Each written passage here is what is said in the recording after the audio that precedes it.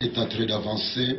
Les comptes à rebours a commencé pour la tenue à Kinshasa du sommet interculturel mondial sur la paix et la solidarité en RDC. En prélude de cette grande activité, l'apôtre Tirlan, Josué Mbele, le président de ces assises, a tenu un point de presse ce jeudi 15 juin 2023 au Showbase dans la commune de la Gombe.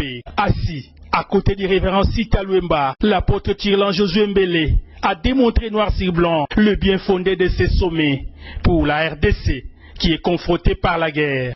Sans aller par les dos de la cuillère, l'apôtre Tirlan Josué Mbele est monté au créneau et a eu les mots justes pour fustiger l'indifférence des autorités. Nous ne voulons pas avoir la honte parce que nous ne voulons pas échouer, parce qu'on n'a jamais échoué dans tous les pays qu'on a organisé des forums.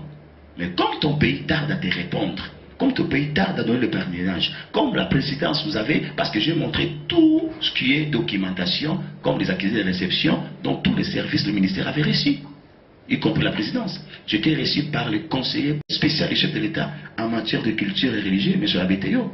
On a parlé. Donc, je peux vous dire, j'étais reçu par la ministre, madame la ministre de Culture. J'ai ces photos, madame. Foura m'a reçu.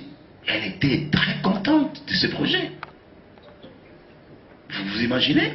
Donc on a fait tout ce qu'on devait faire. Et qu'est-ce qu'il fallait faire? Il fallait-il abandonner et avoir la honte? Et la honte ne serait pas seulement mienne. La honte serait aussi pour le pays. De questions des journalistes n'ont pas manqué de trouver des réponses.